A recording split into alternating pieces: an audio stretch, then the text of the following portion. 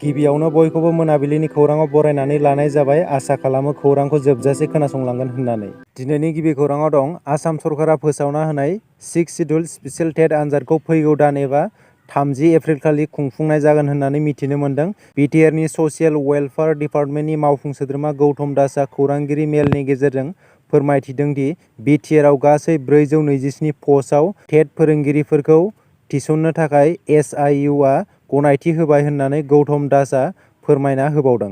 बेखौ लानानै मोनसे गिदिर सोंथि सिखाङो दि अलरेडि बिटिआर ओनसोलाव 6,000 निबो बारा टेट उथ्रिसारनाय बिजाथिफोर दं। बैफोर बिजाथिफोरनि थाखाय गिबियाव साख्रिनि थिसनथाइ होग्रोआलासिनो आरोबाव स्पेशेल टेट आनजाद खुंफुंनो लानायनि जाहोना मा?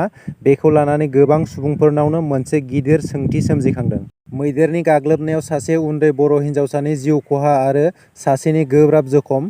थांनाय 26 मार्च देवबारनि फुंबिलि समाव हाग्रानि मैदेर गाग्लोबनायाव सासे उन्दै बर' हिन्जावसानि जिउ खहा जायो।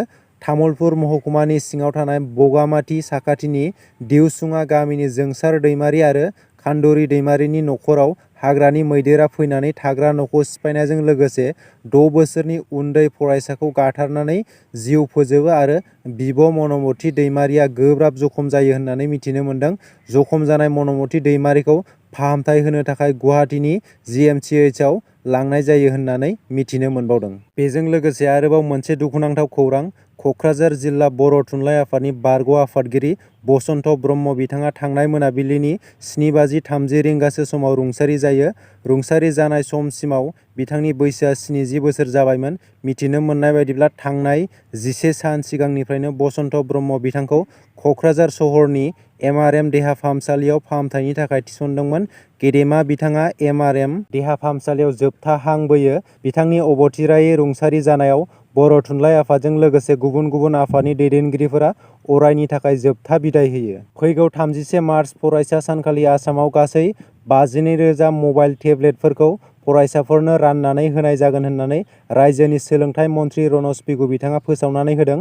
मख'नो गोनांदि आसामाव थानाय गासै सोलोंथाइ फसंथानफोरावनो बड'फा उपेन्द्रनाथ ब्रह्मनि जोनोम सान 31 मार्च खालि फरायसा सान महरै फालिनाय जागोन आरो बे सानखालिनो फरायसाफोरनो गासै 52,000 मबाइल टेब्लेटफोरखौ राननानै होनाय जागोन। लोगोसे गासै 26,225 सा फरायसुलिफोरनो फारियै 4,000 आरो 2,000 राङारि अनसुंथाइ होनाय जागोन होननानैबो फोरमायना होबावदों। बेनि अनगायैबो गासै 7,723 सा पस्ट ग्रेजुवेट फरायसाफोरनो फरायसालिमा आरो मुलुगसोलोंसालियाव सोलोंथाइ लानायाव मदद होनो थाखाय सासेयाव 10,000 रां अनसुंथाइ होनाय जागोन। लोगोसे बिजाब बायनो थाखाय 16,763 सा फरायसाफोरनो 1,450 रां आरो हस्टेलनि खरसानि थाखाय 7,158 रां होनाय जागोन होननानै आसामनि सोलोंथाइ मन्थ्रि रनज पेगु बिथाङा बुंथिबावदों।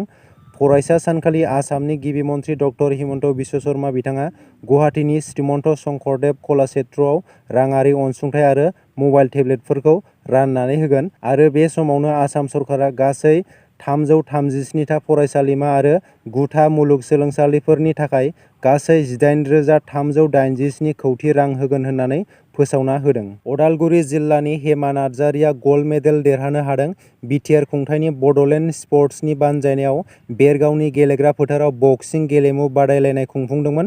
मख'नो गोनांदि बे बक्सिं बादायलायनायाव उदालगुरि जिल्ला खैराबारि ओनसोलनि बलाबारि गामिनि थागिबि हरि नार्जारि आरो मनमति नार्जारिनि आंगो फिसाजो हेमा नार्जारिया फाइनाल मेचआव देरहासार जानानै गल्ड मेडेल मोननो हादों। दिनैनि खौराङा एसेनोसै। आसा खालामो नोंथांमोना खौरांखौ खोनासंनानै मोजां मोनबाय।